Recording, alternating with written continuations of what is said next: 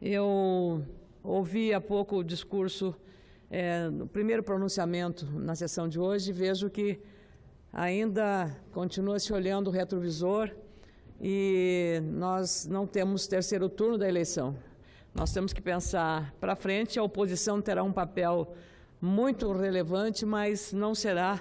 naquele espírito do quanto pior, melhor. O Brasil não merece isso. O Brasil espera da oposição uma atitude de absoluta responsabilidade, primeiro com o que aconteceu no passado e segundo com o seu papel para ajudar a fiscalizar,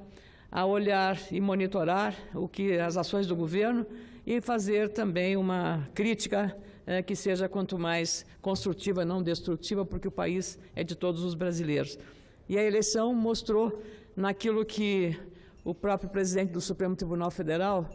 Dias Toffoli, reafirmou. O batismo das urnas sela um novo período para a vida nacional brasileira. E eu trago aqui, presidente Antônio Carlos Valadares, um relato sintético pelo tempo que tenho regimental, mas pela relevância. Participei com muita honra de um almoço no dia de hoje, a convite do embaixador Fernando Schmidt, do Chile, que ali reuniu na Embaixada do Chile para esse almoço duas das figuras mais notáveis, senador Requião, o presidente do Supremo Tribunal Federal, Antônio Dias Toffoli, e o ministro Gilmar Mendes, e, de outro lado, os embaixadores do Paraguai, da Espanha, da Holanda, e convidou 3 senadores, Maria do Carmo, de Sergipe, Wellington Fagundes, do Mato Grosso, e a mim, que tive a honra de estar também presente nesta reunião. Ali, o presidente da Suprema Corte, que era a figura central, falou com muita ênfase sobre o fortalecimento das instituições, na celebração até, repetindo aquilo que havia dito e declarado na sessão solene dos 30 anos da Constituição Brasileira, da Carta de 88, reafirmando os princípios de uma instituição democrática, de um Estado de Direito consolidado em nosso país e de que aquilo que se convencionou chamar de judicialização da política, de um excessivo protagonismo do Judiciário, especificamente da Suprema Corte, na atuação da vida nacional, vai ser diluído a partir exatamente do que ele chama batismo das urnas. Esse protagonismo terá uma redução gradual, exatamente porque ele está propondo, e foi muito bem aceito pelo atual presidente Michel Temer e pelo presidente eleito Jair Bolsonaro, um pacto de união entre os poderes, não só para um princípio de pacificação do país, cuja confrontação da sociedade ocorreu pela radicalização deste pleito, que foi diferente comparado a todos os outros pleitos que nós tivemos na nossa história, ou pelo menos na história dos últimos 50 anos, uma eleição que consagra nas urnas do candidato que teve o apoio de mais de 57 milhões de brasileiros. Então, essa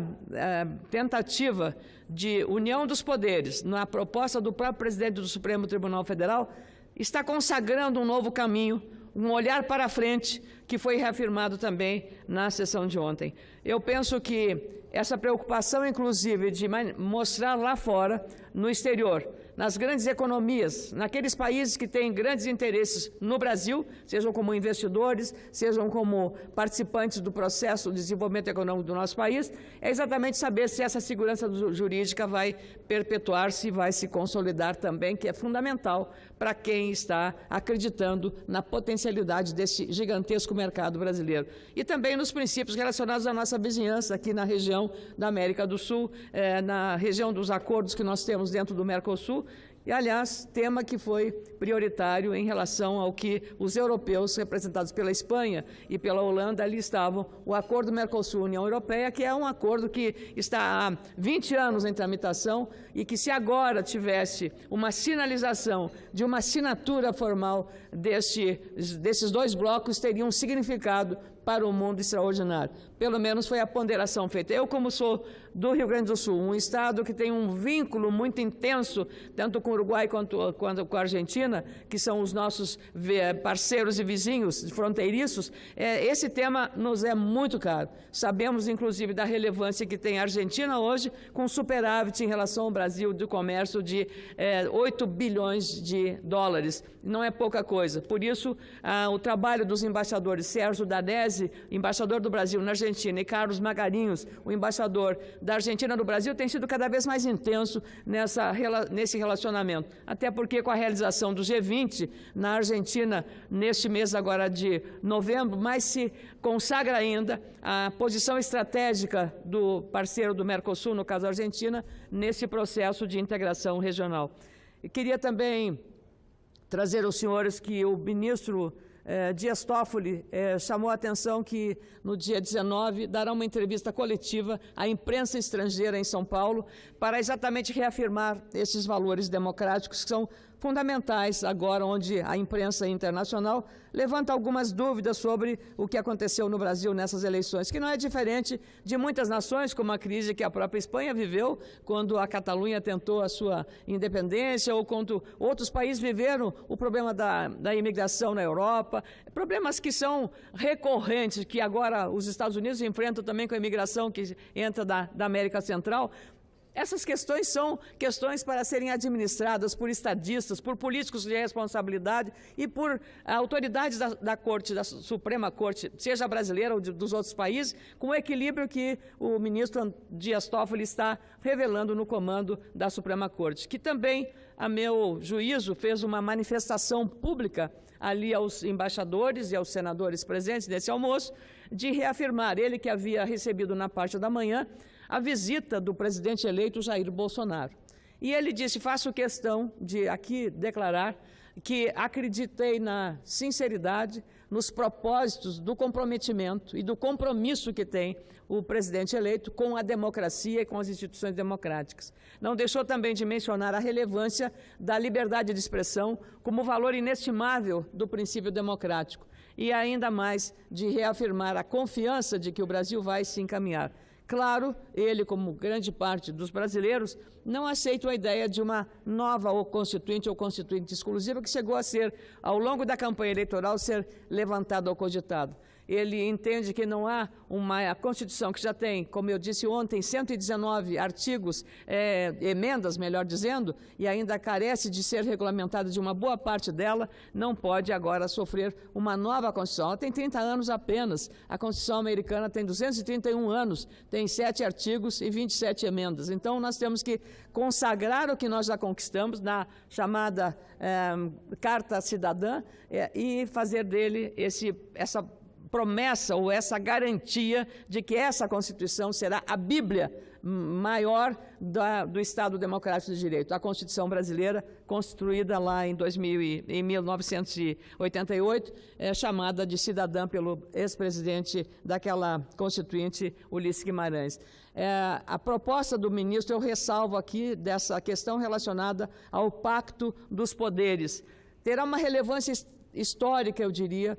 esse esforço, não só na diluição do excessivo protagonismo do Poder Judiciário, mas isso muito na medida da nossa omissão no processo político e institucional, do que propriamente pelo interesse protagônico da Suprema Corte de ter a interferência. Claro que o ministro não deixou, senador Antônio Carlos Valadares, de tocar numa questão bastante sensível, que diz respeito aos reajustes